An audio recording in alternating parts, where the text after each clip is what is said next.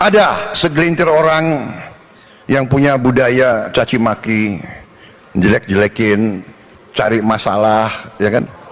Padahal saya percaya mereka ini mungkin sudah ditutup hatinya, ditutup matanya. Saya tidak paham mereka itu. Akhir zaman, kerusakan di mana-mana, judi online di mana-mana, pencuri di mana-mana, korupsi di mana-mana, narkoba di mana-mana. Semuanya kecanduan judi online, saudara. Judi online bukan cuma di kota-kota, bahkan di kampung-kampung kecil seperti ini semuanya judi online. Bukan cuma masyarakat biasa, bukan cuma masyarakat, polisinya judi online, betul? Polisi judi online, tentaranya judi online, anggota dewannya judi online, bahkan banyak para pejabat-pejabat dan aparat yang menjadi backing judi online, saudara-saudara. Judi online di mana-mana, korupsi menyebar di mana-mana, korupsi di mana-mana, korupsi di mana-mana, saudara-saudara. Apa yang terjadi dengan negara ini? Apa yang terjadi dengan kita? Korupsi bertebaran di mana-mana, rakyat susah, rakyat menderita, sedangkan para koruptor dilindungi, pada koruptor dilindungi, koruptor yang bikin susah rakyat, koruptor yang bikin mati rakyat, koruptor yang bikin rakyat kelaparan, yang bikin rakyat kehausan, yang merugikan negara, yang maling uang rakyat, yang makan keringat rakyat, yang minum darah rakyat. 200 triliun lebih cuma divonis 6 tahun setengah.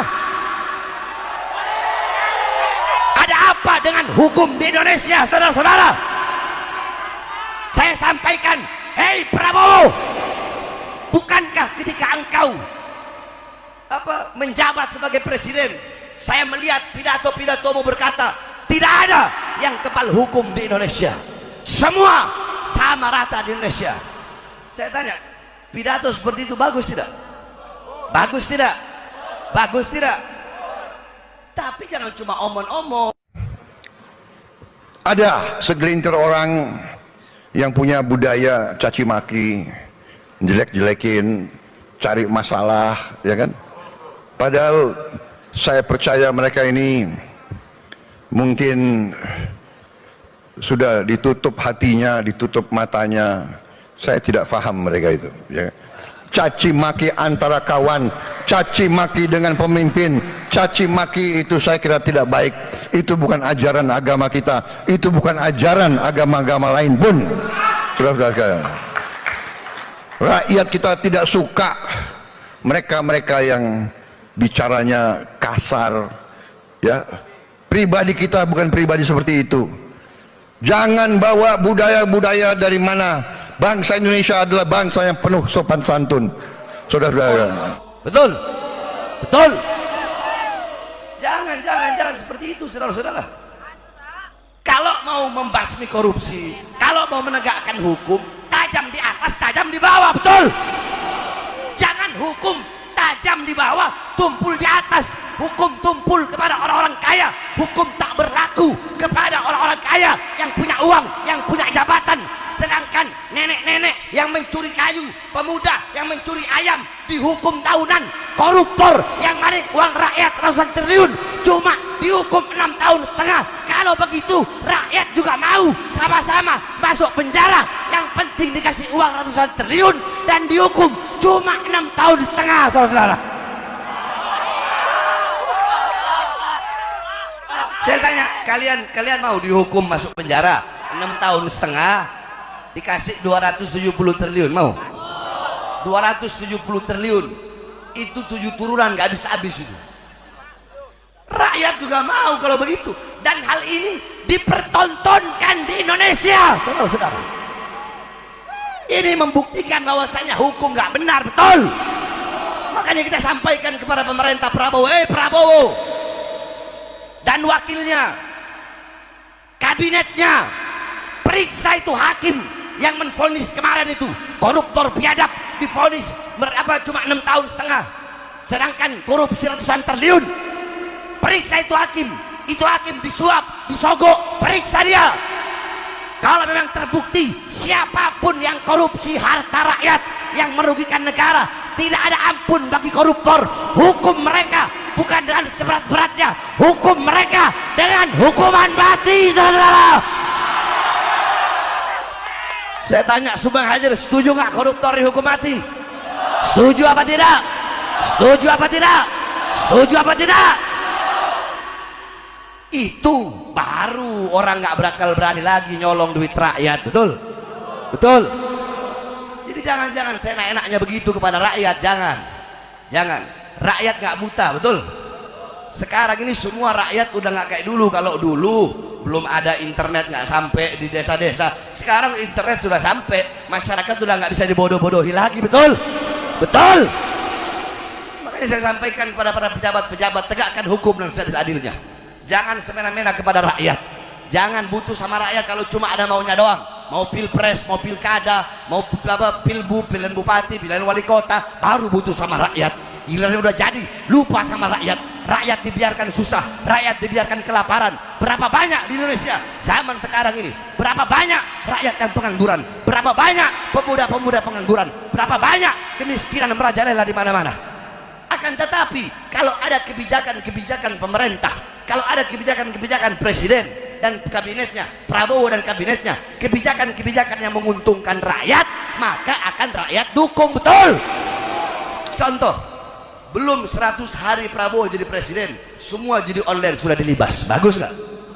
Bagus nggak? Bagus nggak? Koruptor dilibas. Bagus nggak? Bagus nggak? Kecuali yang kemarin. Nah, itu harus diperiksa itu hakimnya itu. Jangan sampai rakyat yang turun tangan, betul? Betul. Kalau sampai di pengadilan rakyat, mungkin hakim sama koruptornya bisa mati sama-sama itu, saudara-saudara. Betul?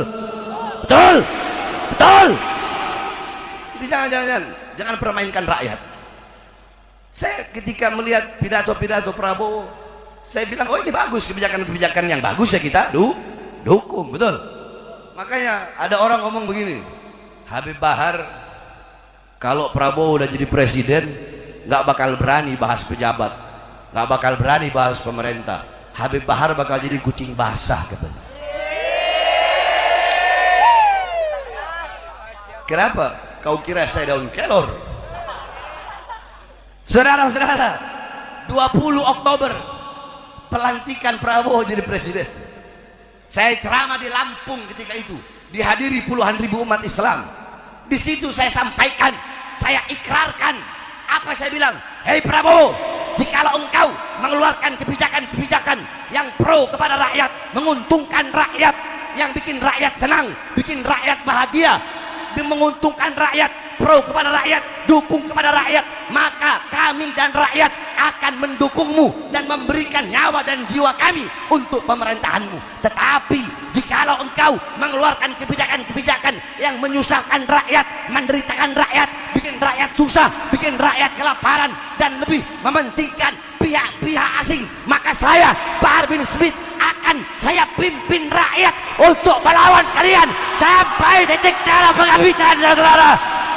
Allahu Akbar, Allahu Akbar.